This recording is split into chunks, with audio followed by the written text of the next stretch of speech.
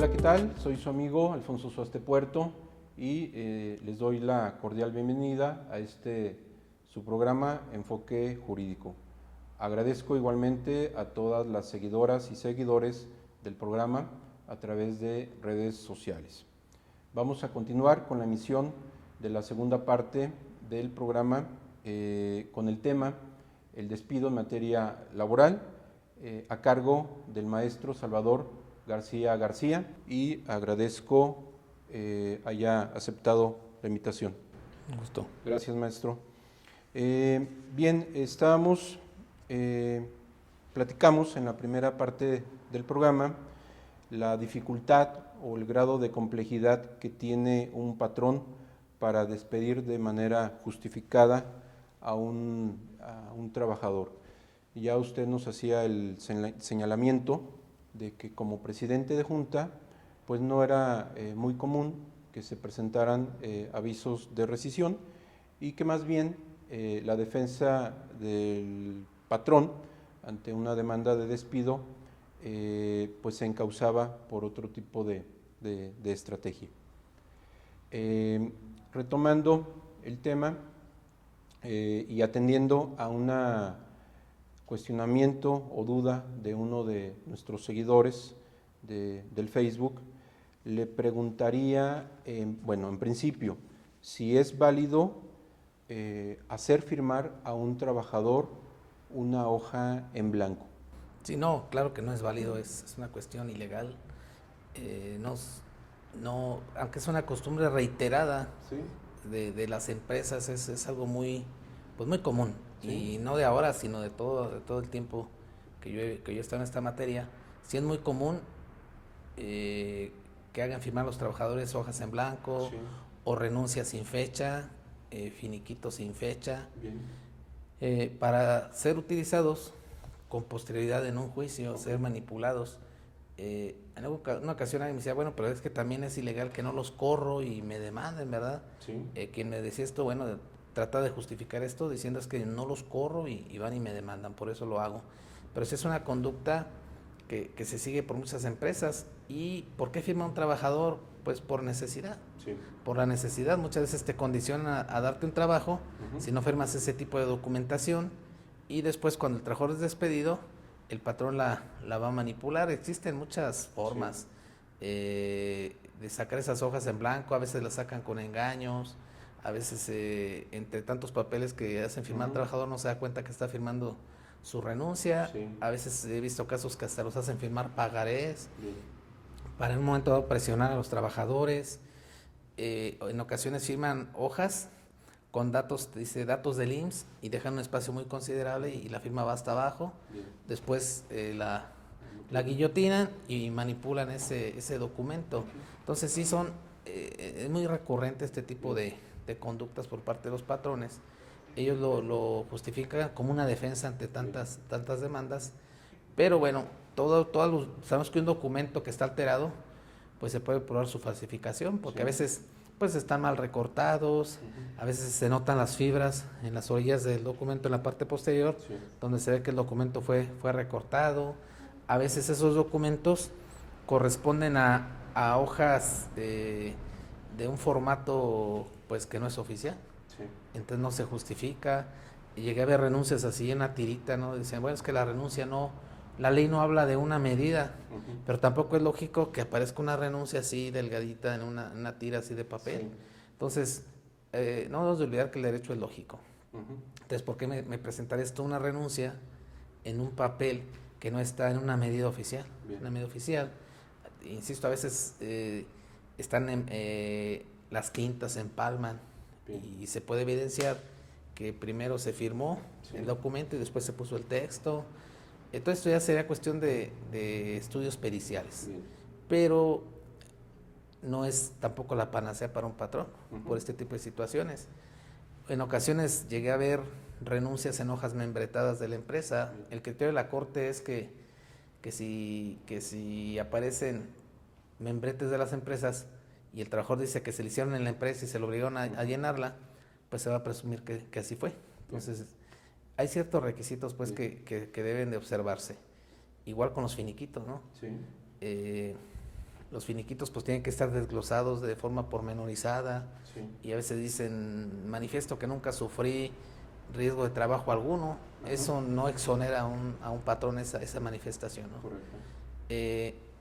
Los criterios también van cambiando. Anteriormente se decía con la renuncia no se puede probar el salario ni el horario. Últimamente la Corte dice, bueno, por sí solo no es suficiente, Sí. pero sí sería un punto importante si en la renuncia se especifica el salario, si Sí. se admicula con otras pruebas.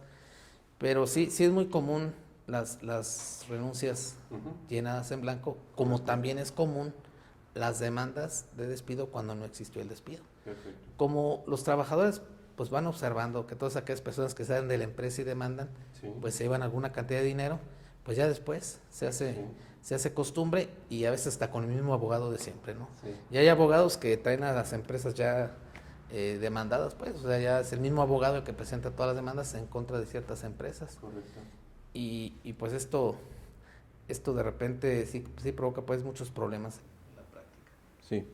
En específico, la pregunta del seguidor es si hay alguna consecuencia, alguna sanción, en este caso para el patrón, que obliga o forza a un trabajador a firmar una hoja en blanco. Sí, bueno, sí existen sanciones. Tratando de frenar esta práctica, pues en la reforma del 2012 se establecieron sanciones en este tema. Primero, pues un patrón que presentara documentos falsos y se acredita la falsedad, pues va a perder el juicio. Sí.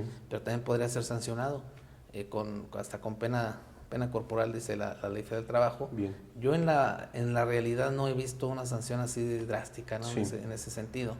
Que claro, ahí está la sanción, y eso no impide que después se pueda procesar a una persona ya en la vía penal por presentar documentos falsos. Pero yo en la práctica no lo he visto. Pero sí existen sanciones, por supuesto. Correcto. En este caso tendría que probarse primero que ese documento se llenó posteriormente. ¿O se alteró? Se alteró. Así es. En este caso, esa prueba tendría que desahogarse dentro del juicio laboral. Sí, claro. O en su opinión, se pudiera hacer directamente ahora ante el Ministerio Público. No, tendría que probarse en el juicio laboral. Bien.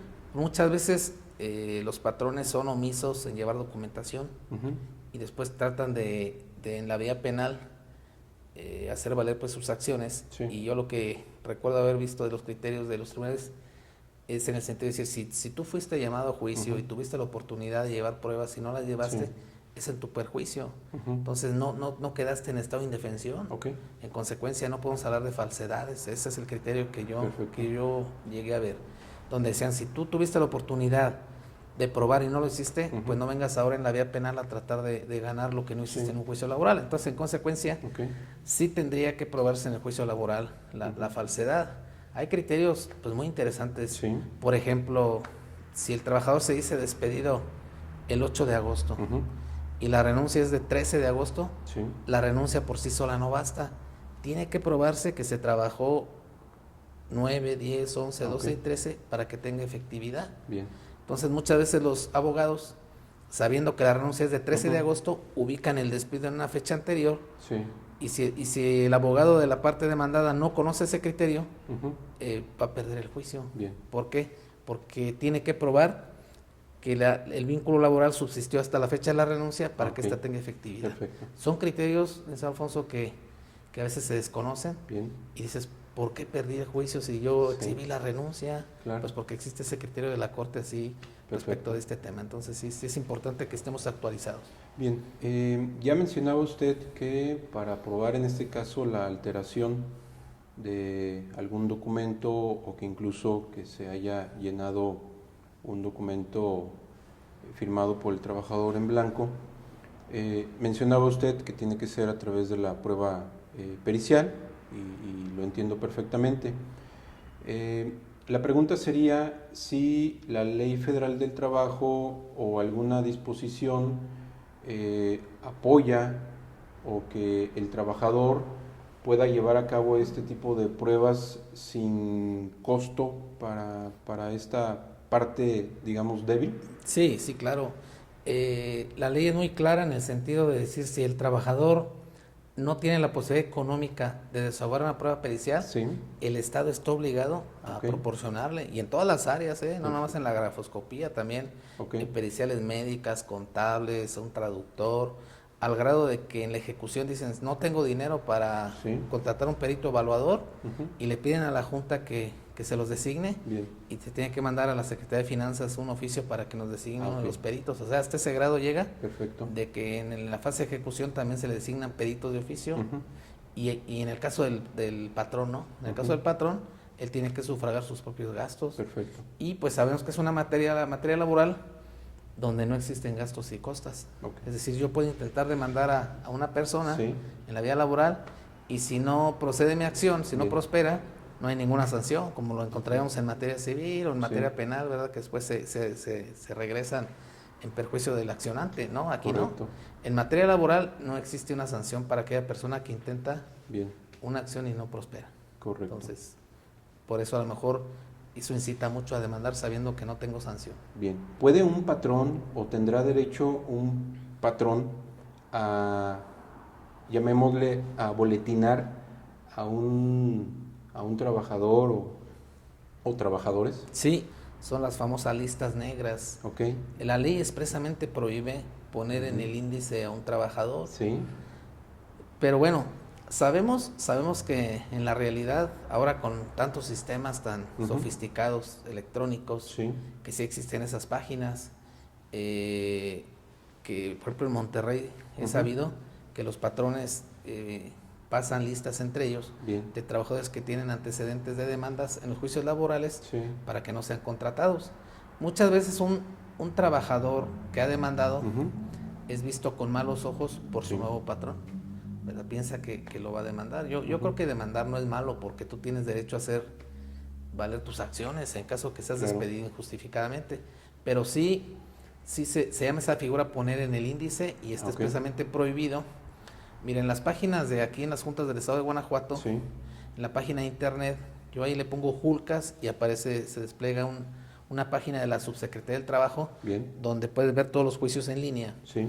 y durante algunos años Ujú. aparecían los nombres de los trabajadores. Bien. Aparecía el nombre del trabajador. Sí.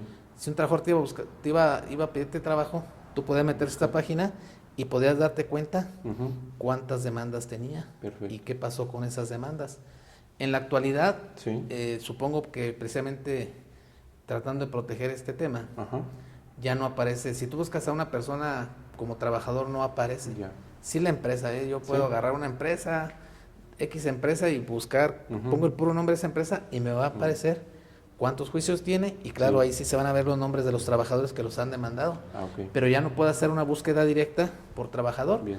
porque precisamente empezaron a llegar muchas quejas en ese sentido, decir, Ujú. es que no me dan trabajo en ningún lado porque el patrón ya nada más checa en esa Sí. página oficial de gobierno del estado, Sí. y me están boletinando. Ah, Entonces, perfecto. yo creo que el gobierno del estado vio pues que eso no era tan benéfico para Bien. la clase trabajadora, y ya no aparece ese rubro, ya no aparece. Perfecto. Pero sí no es válido. Pero mira, en la práctica pues hay abusos. Yo llegué, Ujú. cuando estaba en la Junta de León, llegué a ver trabajadores, recuerdo uno que tenía 16 demandas en todo su historial, Ujú. y claro, nunca se cruzaban las fechas, siempre fue en fechas diferentes, por eso Sí. no había ninguna responsabilidad de tipo penal, pero sí, pues sí era de llamar la atención. Ujú. Hay gente que ya tiene por sistema demandar, Sí. o hay abogados que ya tienen a un grupo de trabajadores que los mandan a las empresas, Ujú. duran muy poquito tiempo y después viene la demanda, y así Sí. es como se genera la industria de la demanda. Hay gente que pues que ya vive de las demandas. Sí. Hay gente que vive de las demandas. Recuerdo el caso de un señor en León que ya tenía hasta un mini súper Sí. de lo que había obtenido de los juicios laborales, de eso vivía, de andar Sí. demandando. Entonces, pues tampoco eso es bueno, ¿no? Ese es el Claro. extremo. Trabajadores que demandan por sistema. Bien. Entonces, yo creo que todo debe tener un justo medio. Sí. ¿Un juicio laboral representa un riesgo para un patrón? Es un riesgo muy alto, Sí. presente por el tema de los salarios caídos. Sí sigue representando un riesgo, aunque Sí. se hicieron las reformas laborales, sigue representando un riesgo, porque pues todo lo que el trabajador diga Ujú. se tendrá por cierto. Sí. Entonces luego nos encontramos con trabajadores que inflan las demandas, Sí. ponen salarios al doble, Ujú. manifiestan horas extras de más, antigüedad muy Ujú. superior a la que realmente tienen, y si el patrón no tiene forma de acreditar lo contrario, pues Sí. se tendrá por cierto. Entonces sí son los juicios laborales muy riesgosos, Ujú. muy riesgosos para la parte patronal, y siempre va a haber quejas pues en ese Sí. sentido, ¿no? Pero por eso hay que abonar mucho a la conciliación, Bien. a tratar de que los patrones pongan un fin Sí. de manera amigable con sus trabajadores. Sí, justo eso le iba a preguntar, maestro, si en este caso, para evitar ese riesgo, obviamente para el patrón y para la empresa, si era en este caso recomendable una solución amigable o pacífica en este caso del conflicto laboral. Sí, será lo mejor, y lo que decía al inicio de las pláticas es, Sí. pues sobre todo ser preventivos. Yo creo que deberían de buscar a un abogado pues Ujú. para prevenir este tipo de conflictos, decir, Sí. ¿sabes qué? Si la ley me exige cierta documentación, pues vamos a documentarnos para estar en regla, Ujú. porque luego no solo son los juicios laborales, las demandas, ahora también a partir de 2012 Ujú. se incrementaron demasiado las multas Ah, en cuestiones pues de las revisiones que hace la Secretaría del Trabajo, sí. y entonces se fueron muy altas. Y ahora el problema pues que yo veo en la práctica es que como la mayoría de los patrones que no están documentados, pues les llegan sanciones muy elevadas Ujú. por no tener documentos que la ley les exige. Un ejemplo, el reglamento interior del trabajo. Sí. El solo hecho de no tener un reglamento interior, la multa más baja es de 18,000 pesos, Bien. la más baja. Entonces, ese es otro aspecto también. Ujú. Debo de estar prevenido como patrón, no solo para las demandas que me puedan presentar en la Junta de Conciliación, Sí. sino para las inspecciones que me va a hacer la Secretaría del Trabajo. Correcto. Porque sí vienen sanciones muy altas. Bien. Entonces sí tendríamos que ser preventivos, Ok. y tratar de todos los asuntos pues que no brincan a la Junta de Conciliación, que Correcto. en la misma empresa se terminen. Bien. ¿Hay la obligación para un patrón el reinstalar a un trabajador cuando el primero pierde el juicio laboral? Sí, la regla general dice que sí. Bien. Si un trabajador demanda reinstalación Sí. y la gana, el Ujú. patrón tendría obligación de reinstalarlo. Bien. Aunque ya no quisiera, aunque él quisiera concluir la relación, pues lo tiene que, Ujú. está obligado a reinstalarlo, y salvo que esté en alguno de los 5 supuestos. Hay Sí. 5 supuestos donde no podemos obligar a un patrón. Ujú. ¿Cuáles son estos 5 supuestos? Son muy sencillos. Los trabajadores de confianza, Sí. ellos ya no pueden ser reinstalados, o no estaría obligado, Ujú. vamos a decirlo muy claro, no estaría obligado. Ujú. ¿Por qué? Pues porque los trabajadores de confianza pues es tu gente base con la Sí. que tú vas a trabajar, a tomar decisiones, a operar, a dirigir, Ujú. y no podemos obligar a un patrón a tener allá un gerente con quien ya tuvo problemas Sí. dentro de su equipo de confianza, pues. Claro. Entonces, ese trabajador ya no estaría obligado a reinstalarlo. ¿En qué otro caso no estaría obligado a reinstalarlo? Pues en trabajadores domésticas. Sabemos que las Ok. trabajadoras domésticas pues están ahí en el seno familiar, Sí. y pues ya no existiría la misma confianza después de haber tenido un conflicto legal Bien. a reinstalarla. En el caso de los trabajadores que tienen menos de un año, Ujú. tampoco se está obligado a reinstalar. En el caso de trabajadores muy cercanos al patrón, no sé, Ujú. se me ocurre el chofer, Bien. ¿verdad? A lo mejor la secretaria particular, pues si ya se quebrantó esa confianza, Correcto. pues no es bueno, no es sano Bien. que se vuelva a reiniciar la relación. Y en los trabajadores por tiempo determinado. Entonces, solo en esos 5 Ujú. casos no estaría obligado a reinstalar, Ok. pero tendría que pagar Ok. una liquidación más alta, Bien. que estamos hablando pues de los 90 días, los salarios caídos, Sí. y aquí sí procederían los 20 días por año. Ah, Que esa es una sanción pues que sí eleva más los juicios. Bien. Pero si no está en sus supuestos, estaría obligado a reinstalar Ujú. al trabajador. En este caso de la reinstalación y las excepciones que usted señala, esta situación ya se estaría presentando hasta la etapa de ejecución de ese laudo, Sí. o anteriormente el patrón tendría que enterar a la junta de esa situación. Sí, puede ser desde el inicio. Bien. Puede ser desde el inicio. hasta la ejecución. Ajá. Puede ser desde el inicio, hay una figura que se llama insumisión al arbitraje. Okay. Y después se llamaría no acatamiento del laudo. La verdad es que es lo mismo, solamente va a depender de la etapa en que se promueva, y todo esto es a través de un incidente. Okay. Pero sí, desde un principio el patrón puede manifestar oposición. Bien. Y decir no quiero ni siquiera entrar en controversia en este juicio y no quiero que se lleve a cabo este juicio. Bien. Y entonces consigno. Claro que si la otra parte dice yo no soy de confianza, pues habrá que entrar a ese incidente y ofrecer pruebas en ese incidente sobre ese tema. Perfecto. Claro, en ese tema en la carga de la prueba sobre si es o no trabajador de confianza recae en el patrón. En el patrón. Sí, así es, pero se puede plantear desde el inicio del juicio hasta la fase de ejecución. Perfecto. ¿Qué debe hacer un patrón cuando un trabajador ya no se presenta a trabajar sin ser despedido?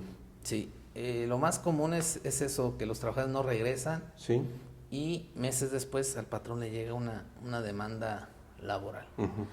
Ahí simplemente habrá que esperar que si nos llega la demanda y defendernos en el sentido de decir nadie te corrió, tú te dejaste de presentar y pues probarlo.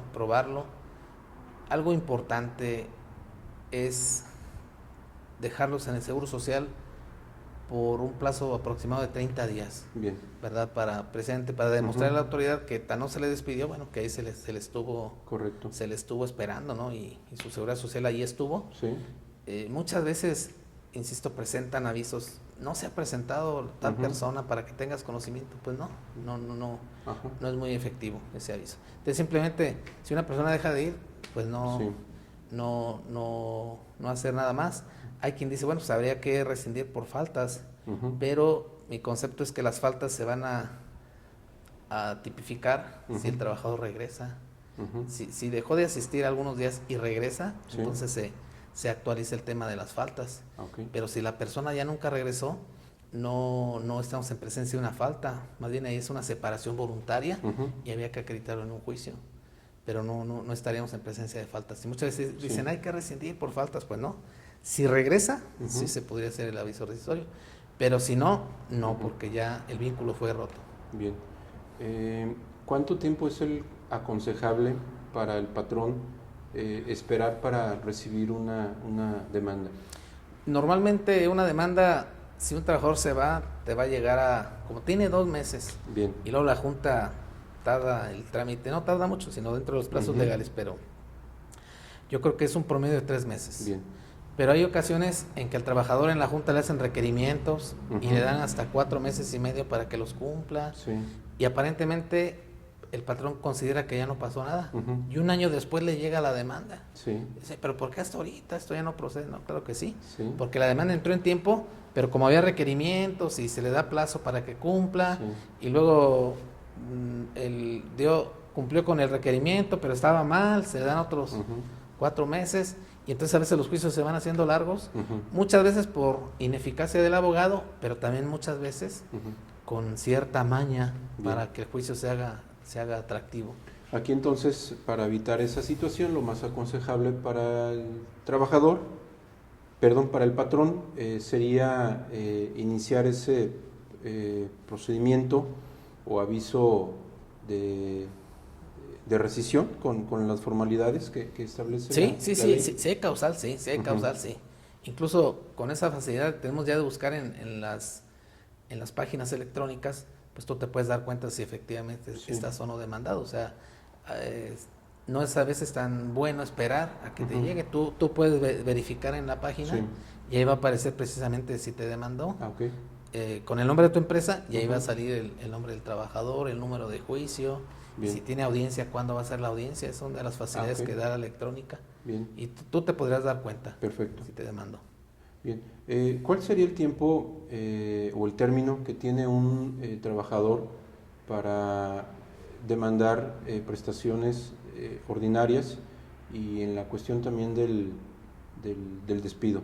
Sí, dijimos que era un año para todas las prestaciones ordinarias.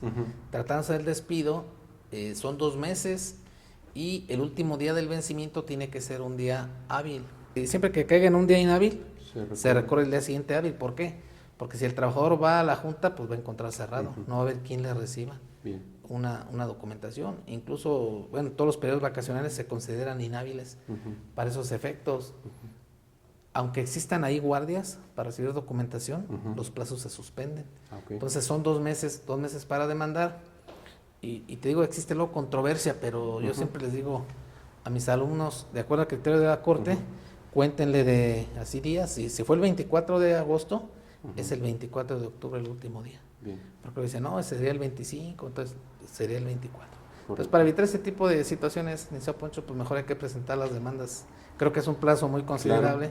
Para no incurrir ahí en interpretaciones, pues mejor presentarlas lo más pronto posible. Perfecto. Por último, maestro Salvador, ¿usted considera necesario, indispensable para un trabajador que ha sido demandado contratar los servicios de un abogado? Sí, por supuesto. Un juicio laboral, pues como dije en esta plática, el derecho laboral es complejo por la serie de criterios que se manejan. Entonces, si tú lees la ley, pues pareciera que es muy sencillo, pero no. Hay muchos criterios que se desconocen si no se dedica con esta materia y que pueden ser en perjuicio de tu cliente. Entonces, yo me he encontrado en la práctica muchos patrones que van solos por no querer pagar un abogado, van solos a las audiencias y pues los hacen pedazos. O a veces, digo, van abogados jóvenes sin tanta experiencia que no conocen estos criterios y se llegan a perder los casos por ese tipo de inexperiencias. Entonces sí es bueno que se contrate un abogado experto en la materia. Si yo tengo un problema penal, pues lógicamente tendría que ir con un penalista, o si es un civil, con un civilista. Yo creo que no puede haber todólogos, que dominen todas las materias. Hay despachos pues corporativos que tienen un especialista en cada área y eso es muy bueno. ¿Por qué? Porque cada área tiene sus aristas. Así es. Entonces sí es una recomendación que se debe hacer siempre a toda aquella persona que llegue una demanda, que no la tomen a la ligera por las consecuencias que trae. ¿Qué dice el apercibimiento? En caso de no presentarse, se tendrán por cierto los hechos. Y hablar de se tendrán por cierto los hechos, pues hablamos de cantidades muy exorbitantes. Ahorita que comenta usted la situación de que comparecen patrones a las audiencias por sí mismos sin la asistencia legal especializada, ¿no hay alguna situación o algún fundamento por el cual tenga que el presidente de Junta suspender esa audiencia para pues que precisamente el trabajador no vea vedado su derecho de defensa, dado que constitucionalmente pues está establecido como derecho humano pues una defensa legal pues adecuada, ¿no? No, mira, el hecho que una de las partes no comparezca acompañado de un abogado no es causa para diferir una audiencia, porque precisamente se le avisó con cierto tiempo para que pueda prepararse.